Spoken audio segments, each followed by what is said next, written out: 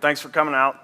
I'm Brian, and Wayne, I don't know if he's not feeling well this evening. I don't think so, because he told me ahead of time, but he's not here this evening, so I'm filling in, and I'm nobody special. I don't know anything any more than any one of you. I'm just saying it. I think that if any nervousness comes from this, it's that most people in this audience could teach the Bible as well. So I've got to be on point and make sure that I'm telling you something worth learning. But I don't think that there's ever been a time that I opened it up and started going on some tangents that I didn't learn something new. Even though I was raised in the church, I'm always running across just a new little fact, a new angle, a new perspective, or maybe I got different things going on in my life that it speaks to me differently at a different time. So I did all this studying and everything out of the ESV at home, and then I came up here and got this NLT and highlighted it, I put my markers in here, and I'm going to read out of the NLT just to make it easier. But all translations are fallible, period. The NLT is a thought-for-thought type of translation. The ESV is more like a word-for-word, more of a literal translation. But every single one of these is a man or a group of men getting together and saying, okay, this is what this means. So the whole point of this study is to make sure that you agree that that's what it means. You know, if you got to go to the Greek or the Hebrew, that doesn't mean you're some theologian. You know, it just means you want to know what's really going on. So if there's something that's a little different in one translation or another, I encourage you to investigate it on your own. I don't think you're going to find any conflict, because I checked all versions, and plus this is more of a bird's eye view than we did last time, where we really went down. But it is a Bible study, and with that, we're going to be in the Bible. We're going to read some of the Bible, a pretty significant chunk, but I think it's worth it. So we're going to start in Luke chapter 4. Everybody is familiar with this. Verse 14 through 30. And the first part of chapter 4, Jesus has just gone through the temptation. And I'm not really going to speak on that, but I will say that the NLT changes it up. It says the scriptures say, where the ESV says, it is written. That it is written is very powerful. You know, Jesus is the ultimate attorney. When he says it is written, Satan's saying it too. It is written. He's just trying to mock God. But if it's written, then it's as good as gold. You can take it to the bank. And so that is why Jesus is referring back to the Old Testament quite a bit during his ministry. And, you know, they get mad enough to kill him over it. So verse 14, he's coming back to Nazareth. He's been at Capernaum and all over and healing people and performing miracles, and here he comes back home where everybody knows him. You know, can you picture that? Isn't that Brian Chill, that felon? You know, can you picture that? Isn't that Basil, that addict, that alcoholic? He can't be doing, you know, here this is Jesus, but everybody knows him. They can't see that he's anything special. Then Jesus returned to Galilee, filled with the Holy Spirit's power. Reports about him spread quickly through the whole region. He taught regularly in their synagogues and was praised by everyone.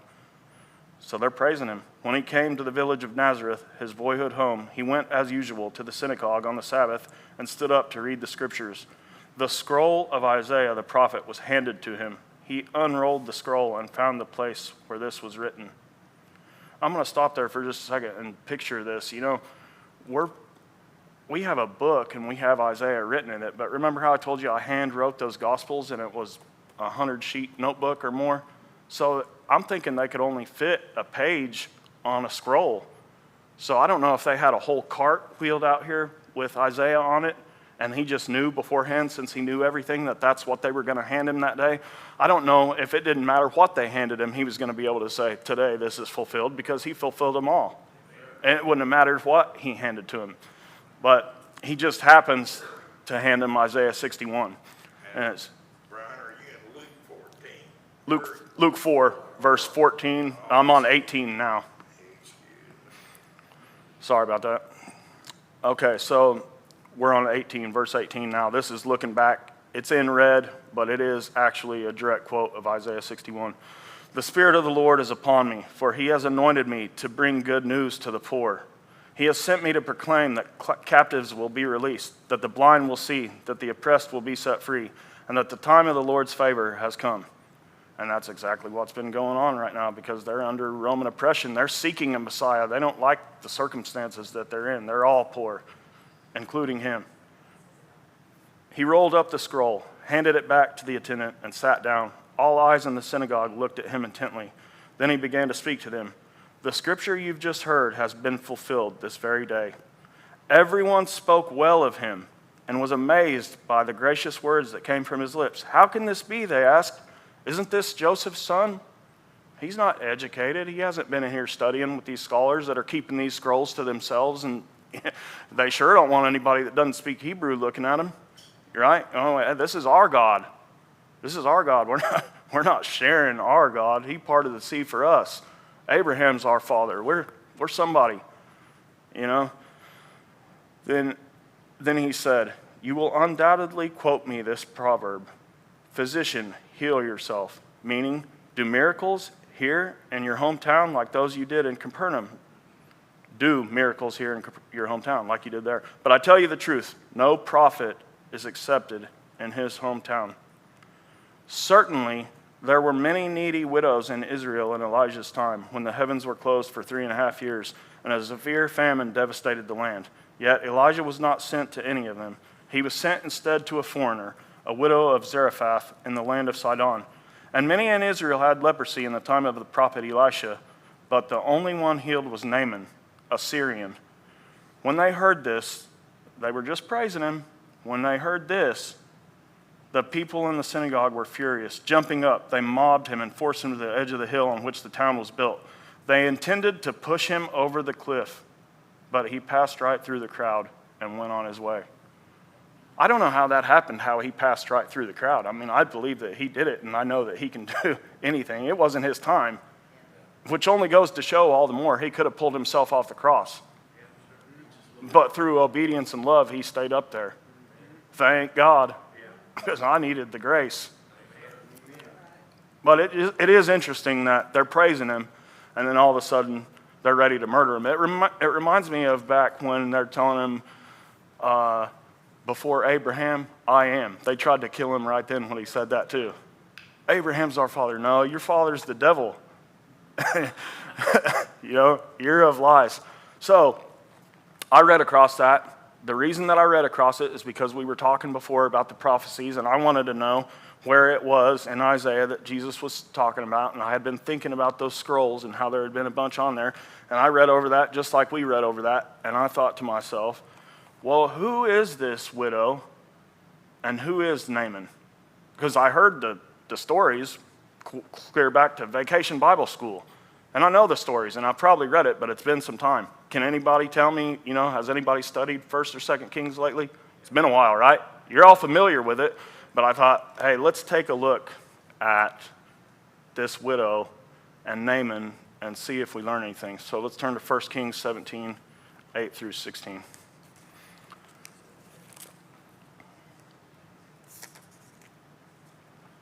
Verse 17, verse 8. It's going to be 8 through 16.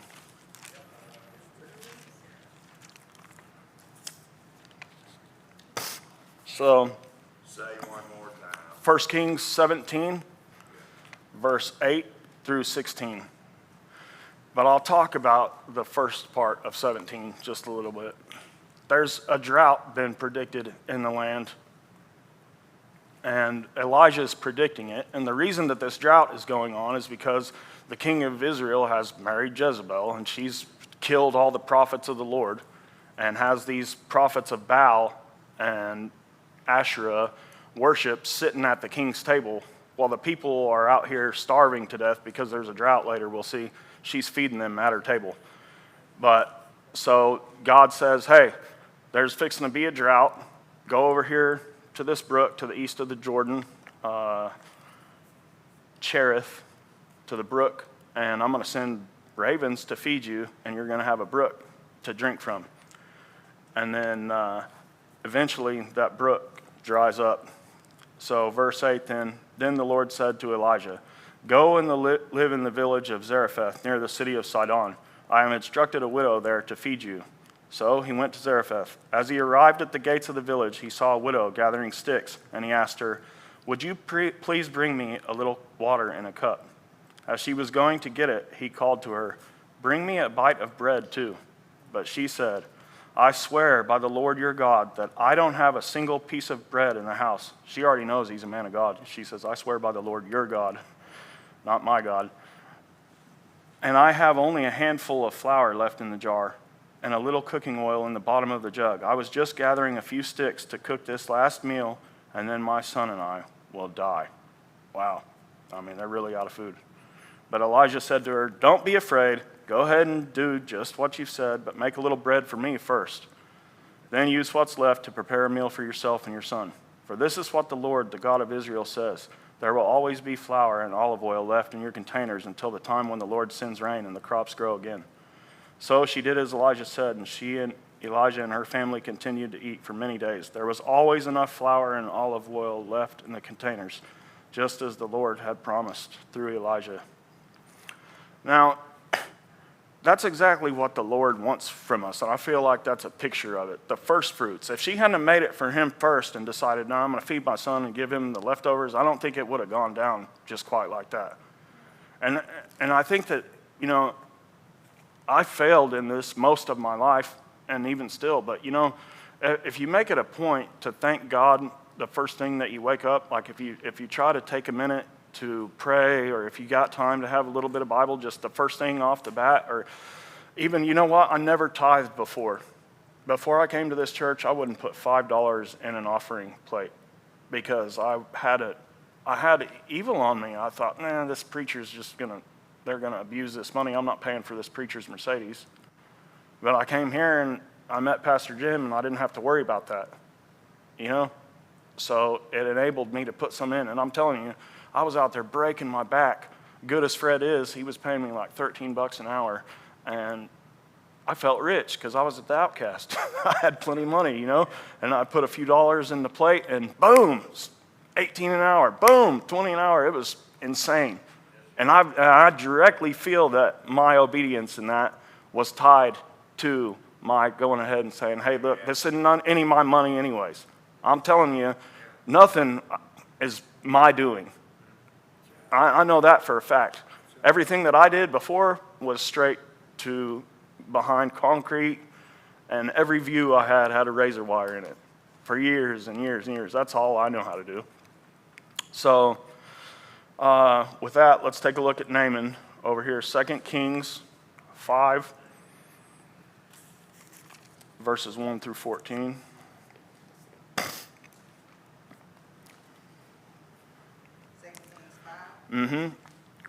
Verse 1.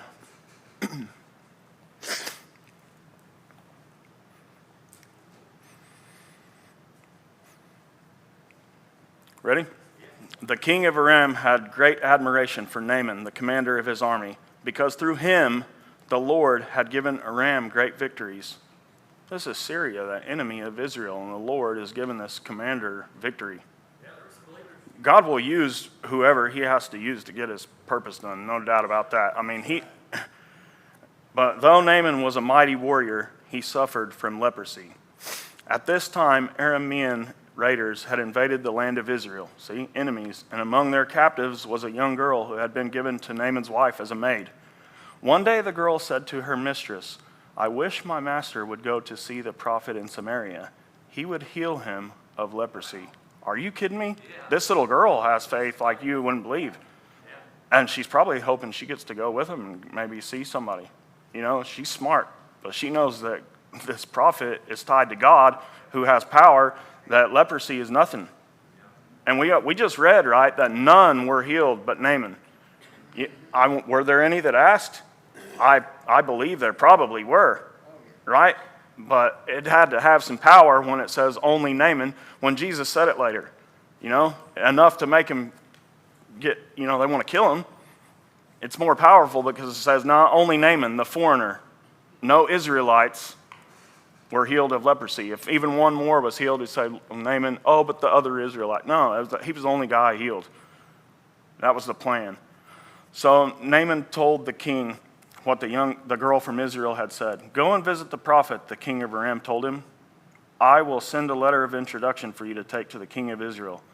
So Naaman started out, carrying as gifts 750 pounds of silver, 150 pounds of gold, and 10 sets of clothing. Wow. That is a lot. I mean, some people would say, I'll keep the leprosy. Let me just get that. But no, that's a problem for him. And wealth is no matter when you have a bunch of wealth. You'd rather be healed. With this letter, the letter of the king of Israel said, with this letter I present my servant Naaman.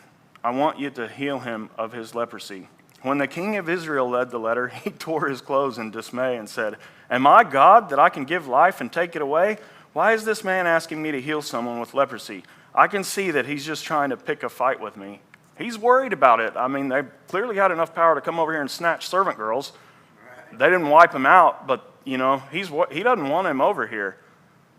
And he's thinking that this is all a ploy because he doesn't have the faith. If he would have had the faith, it probably wouldn't have been in the situation to begin with. But his rulership is not pleasing God. So, but when Elisha, the man of God, heard that the king of Israel had torn his clothes in dismay, he sent this message to him. Why are you so upset? Send Naaman to me, and he will learn that there's a true prophet here in Israel. So Naaman went with his horses and chariots and waited at the door of Elisha's house. Let me tell you, these other Israelites and everybody else around, they're not riding around on horses and chariots. They're walking around in sandals if they got sandals. This guy is somebody. But Elisha sent a messenger out to him with this message. Go and wash yourself 7 times in the Jordan River. Then your skin will be restored and you will be healed of your leprosy. But Naaman became angry and stalked away. I thought he would certainly come out to meet me, he said. I expected him to wave his hand over this leprosy and call on the name of the Lord, his God, and heal me. Aren't the rivers of Damascus, the Abana, and the Pharpar better than any of the rivers of Israel? Why shouldn't I wash in them and be healed? So Naaman turned and went away in a rage. I'm a dignitary. Why didn't you come and send out a whole crew to meet me and greet me? You sent a messenger out here and said, go wash in this nasty river. It's known to be a nasty river. And he's upset about it. He's saying, we got luxurious rivers over here, filtered, Evian. I don't know what I want to jump in that for. But his officers tried to reason with him and said, Sir, if the prophet had told you to do something very difficult, wouldn't you have done it? So you should certainly obey him when he says simply, go and wash and be cured. And in the ESV it says, go and wash and be cleansed. So Naaman went down to the Jordan River and dipped himself 7 times as the man of God had instructed him. And his skin became as healthy as the skin of a young child, and he was healed. Wow. Well, I'm glad I came and read that because, there's some things in there that I didn't pick up on as a kid. That it was the girl's faith that initiated that. That Naaman was too proud to have heard this message from a servant. I didn't pick up on that stuff as a child when I initially read that. And then you're all probably familiar shortly hereafter, the prophet, he doesn't want any payment for this because he's doing this to illustrate the power of God, and he knows that this guy's going to go back. And his servant goes out and tries to get some silver and a couple of sets of clothes from him. In fact, he does, and comes back and ends up with Naaman's leprosy because of it. That happens right after this. And the guy is so shook, Naaman is, he's saying, I know there's no other God except for the God of Israel. Please forgive me when I'm forced to go in with my master, the king of Syria later, and bow in this other temple, this other God's temple. He's saying, I'm not going to be able to get away with it. I'm going to have to bow in there, and I know that's not God. And the prophet says, go ahead. It doesn't matter if you bow to him or not. There is no God. He says, go and be blessed. That's what I take it to mean is don't worry about that. Just like when Paul says, hey, I don't have any problem with eating meat sacrificed to idols, but if you got a problem, I won't do it. But as far as I'm concerned, it doesn't matter who you sacrificed it to. They don't exist, so go ahead and eat. What it, I don't know. That's all. Anyway, so let's go back. We don't have to actually turn back there, but let's go back to Luke and just think about what is Jesus actually saying that infuriates these people so bad that he wants to kill them. Because it's easy to read, we read over that, and I've read over it many times and not thought to look back at those two stories and think, what are they so upset about? It's not like he's saying, all of you had lotto tickets, but there was only one winner. It's more like he was saying, all of you were asked to take this elementary spelling test and you all failed. You couldn't spell God. They knew what they were supposed to be doing, and they're touting themselves up to be these religious leaders, but their lives aren't matching it. Their hearts aren't matching it. They're tithing the tenth of their dill and cumin and everything, but their lives are not matching what he was asking them to do. And Jesus they prove him right, because they immediately try to kill him. So their hearts are full of hate. And these Jews, they're mistaking the ethnic identity and their heritage and their genealogy for salvation. They think that because they're this or that they're automatically in. And he's telling them they're not. He's pointing out sin. Jesus is pointing out sin, and that's what he's still doing, right? He points it out to me, and he says, hey, that's not okay. And I have the choice to, it's okay for me, or I'll deal with these consequences later, or repent and change my ways. I mean, that's the option. That's the only option that is going to get you where you need to be. Yes. Because he's going to know about it. And thank God that he points it out to you, right? Wouldn't it be far better for him to point it out and say, child, I love you, this is wrong, swat you and get you out of the road, than to just let you get hit by an 18-wheeler? Thank God he loves me enough to point it out to me. And then when I repent, he just forgets it. Like it never even happened. Like it never happened. I can't forget things. I hold grudges, not so much anymore, but if somebody slights me, I might remember it for years and years and years. But I've been able to forgive my father through coming to Christ. I never had any kind of relationship with him. You guys have seen him come through here, us be in church together. We go fishing together. God is the God of restoration. And I think it goes for anybody. If you turn to him, he'll restore what the locusts have eaten. That's what it is written,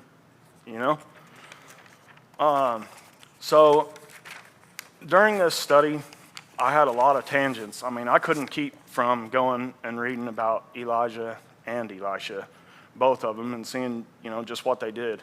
And I just want to give you just a highlight reel of that, and I hope that you go study it on your own, because I was blown away at some of the things that I probably knew about before, but now that I have some different puzzle pieces in my arsenal, the picture looked a little bit different. Elijah and Elisha, they both raise a child from the dead. Elisha, this elderly couple, is in his route someplace, and he's passing through there, and this lady says, I know this is a man of God. Let's make a bed and a table and a lamp for him up on the roof so he has some place to sleep when he comes through here. So he starts staying there when he comes through, and he says, because of your kindness, what would you ask of me? She wants a son.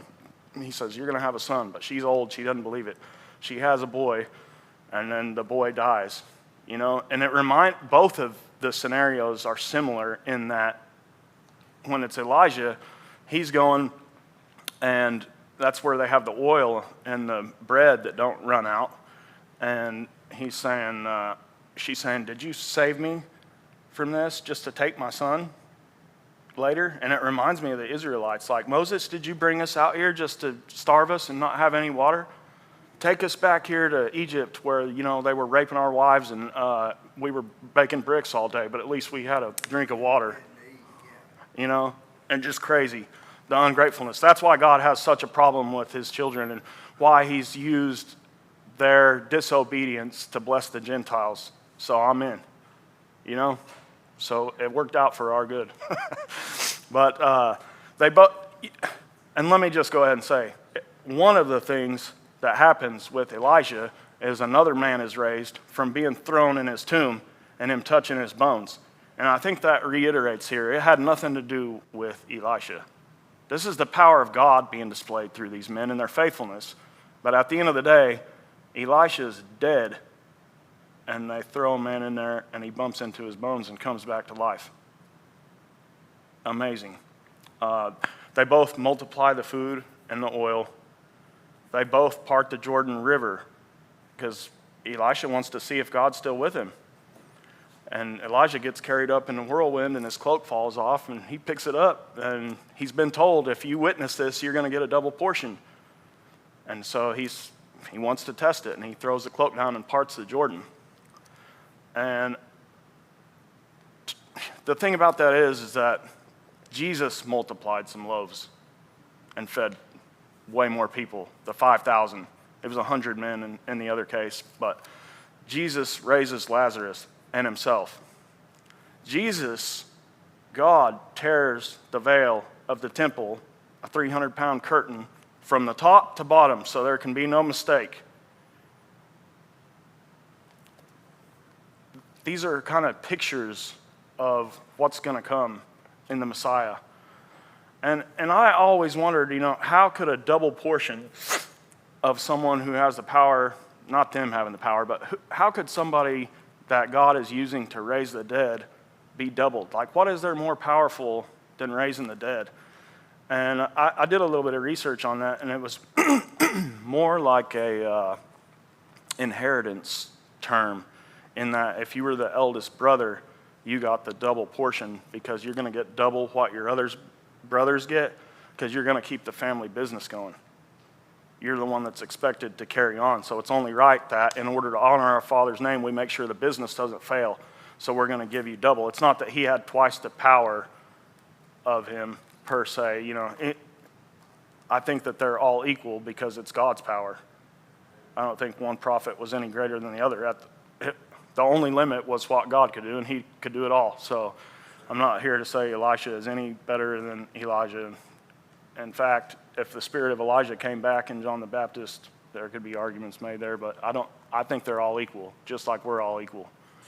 I don't think there's any, but the whole point of there being no greater feat than bringing somebody back to life, which is what Jesus himself did, defeated death, conquered death, right? He goes down to Hades. Think about the earthquakes also. The veil of the temple tears, but also these tectonic plates tore, sheared. We always picture hell being down. I don't know if it is or isn't, but I do know that there were some cracks, some fissures made in the core of the earth that day. The whole earth was shook because the Son of God just died. And if hell is down and he went down there and got the keys like it says, maybe that's why the plate split. I don't know. I do know that they cracked. It shook. The whole earth shook. Yeah. Yeah, I agree. So, and that's the whole point, is that God is in the life business, right? He's restoring life, not the life insurance business. The insurance is if you die or when you die. The life is, hey, you're never going to die. Believe in this. Believe that Jesus, I sent him down there for you, and you've got the everlasting life. You don't need life insurance. We're never going to perish. I mean, that's what I'm standing on, and that's what I thank God for, that it's available to my daughter. It's available to anybody I run into contact with. I want them to get it. And so that's the only kind of symbolism and connection to that video that I played, is that, it would be a great life if my only fear was that there's not enough time left to tell anybody and everybody that there's no time left. Because in a worldly stance, we tend to, what about my retirement? What about buying a home? We worry about things, You know, stupid things that don't even matter. When really what we need to be worried about is, hey, is the man sitting next to me on the bus saved? Is the man, my coworker at work, is he going to see the kingdom of heaven? And I think that that's really all that matters. I mean, love is what it says, right? There's no greater commandment than love the Lord your God with all your heart, all thy soul. All right, and the second is like it. So you can't love somebody and just ignore if they're in the dark on what's really going on here. And they're not going to know until something happens to them. But the start of it could be hearing from you, hey, something happened to me. I was this way, and now I'm not. I'm a new creation. So that's pretty well all I got on that. Hope you learned a little bit, or at least it was interesting.